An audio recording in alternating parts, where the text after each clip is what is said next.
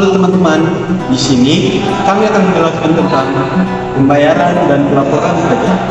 Namun sebelum itu, silakan teman-teman like dan komen video ini terlebih dahulu. Adapun tujuan pembuatan video ini yaitu untuk memenuhi tugas dari Ibu Murti Puspita Rukmi SP MAK. Langsung saja kepada pembahasannya. Dokumen yang berkaitan dengan pembayaran dan pelaporan pajak yaitu SSP dan SPT.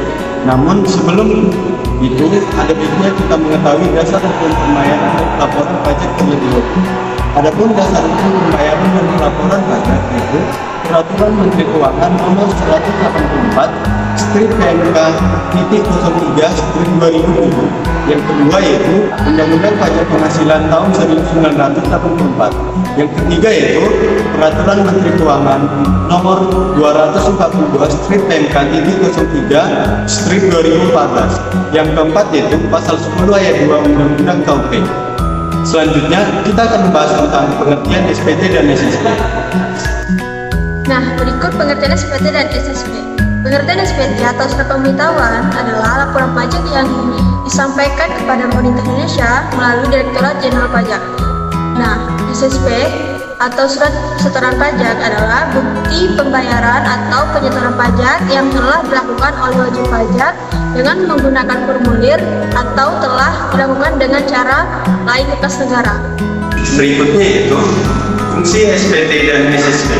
SPT berfungsi bagi yang pertama bagi wajib pajak, yang kedua bagi pengusaha kena pajak, yang ketiga bagi pemotong atau pemungut pajak, yang keempat bagi petugas pajak. Secara singkatnya, SPT berfungsi sebagai alat pelaporan atau pertanggungjawaban penyetoran pajak. Yang kedua yaitu fungsi SSP. SSP berfungsi sebagai sebuah bukti pembayaran pajak apabila telah disahkan pejabat kantor penerima pembayaran yang berwenang atau apabila telah mendapatkan validasi dari pihak yang berwenang. Selanjutnya jenis SPT. Yang pertama SPT tahunan merupakan laporan pajak yang disampaikan 1 tahun sekali atau setahun. Yang kedua SPT masa, formulir yang digunakan oleh wajib pajak di Indonesia untuk memberitahukan kepada Direktorat Jenderal Pajak atau DJP. Selanjutnya, prosedur penyesuaian SPT. Yang pertama, wajib pajak sebagaimana yang telah diatur harus mengambil sendiri SPT di tempat yang telah ditetapkan. Yang kedua, setiap wajib pajak mengisi dengan benar, lengkap, dan jelas. Yang ketiga, wajib pajak yang mendapatkan izin Menteri Keuangan untuk menyelenggarakan pembukuan dengan bahasa asing dan mata uang selain rupiah. Yang terakhir, penandatangan SPT dapat dilakukan secara biasa dengan tanda tangan stempel atau tanda tangan elektronik digital.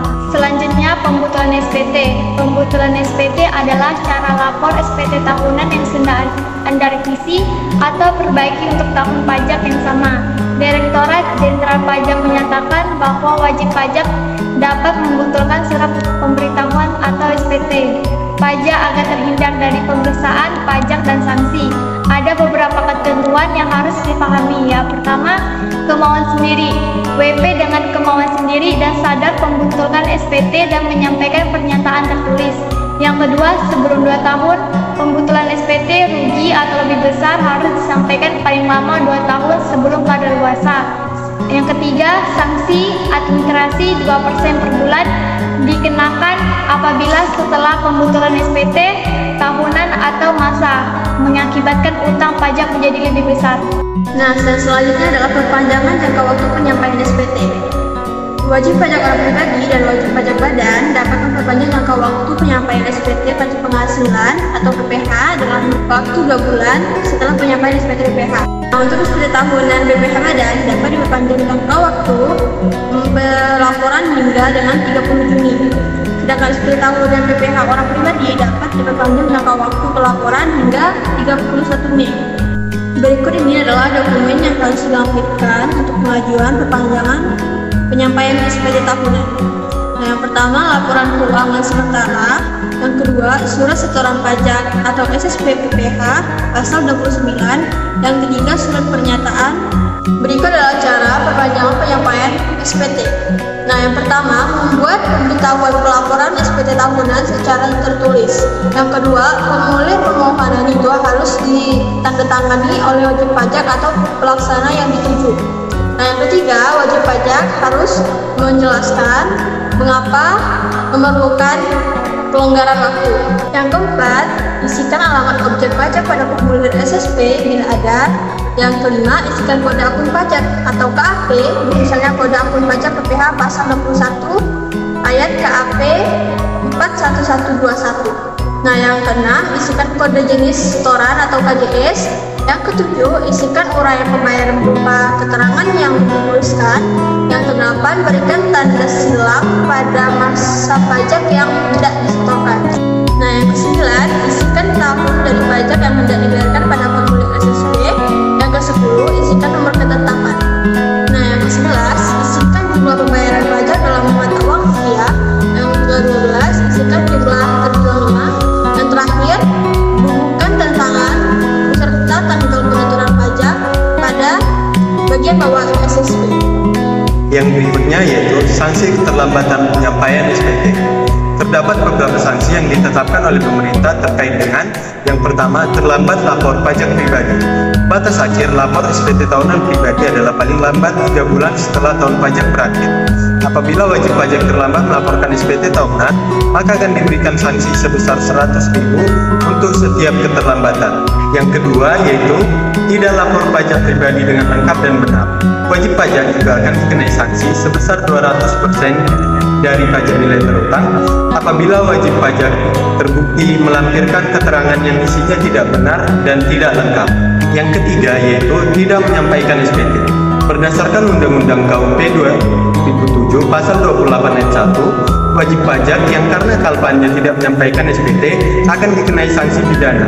Sanksi pidana yang dimaksud adalah kurungan paling cepat selama 3 bulan dan paling lama selama 1 tahun, dan denda paling sedikit 1 kali dan paling banyak 2 kali jumlah pajak terutang.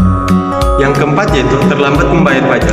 Apabila wajib pajak terlambat melakukan pembayaran pajak, maka wajib pajak akan dikenai sanksi administrasi berupa bunga sebesar 2% per bulan. Yang kelima yaitu pengecualian sanksi denda lapor pajak pribadi. Adapun demikian, terdapat kondisi-kondisi tertentu yang mengakibatkan wajib pajak mendapatkan pengecualian pengenaan sanksi administrasi. Kondisi tersebut antara lain, yang pertama, wajib pajak orang pribadi telah meninggal dunia. Yang kedua, wajib pajak orang pribadi sudah tidak melakukan kegiatan usaha atau pekerjaan bebas. Yang ketiga, wajib pajak orang pribadi yang berstatus sebagai warga negara asing tidak lagi tinggal di wilayah Indonesia. Yang keempat, bendahara yang tidak melakukan pembayaran lagi. Yang kelima, wajib pajak yang terkena bencana. Yang keenam, wajib pajak lain sebagaimana diatur dengan atau berdasarkan Peraturan Menteri Keuangan Nomor 186/PMK.03/2007. Yang berikutnya adalah contoh formulir SPT dan SSP. Berikut adalah contoh.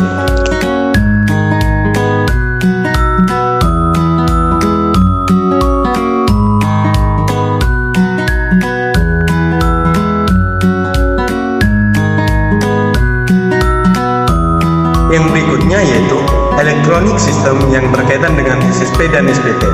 Elektronik sistem yang berkaitan dengan surat setoran pajak atau SSP dan surat pemberitahuan pajak atau SPT adalah sistem elektronik perpajakan yang meliputi berbagai aplikasi dan sistem online yang memudahkan wajib pajak dalam proses pengisian, perhitungan, dan pembayaran pajak.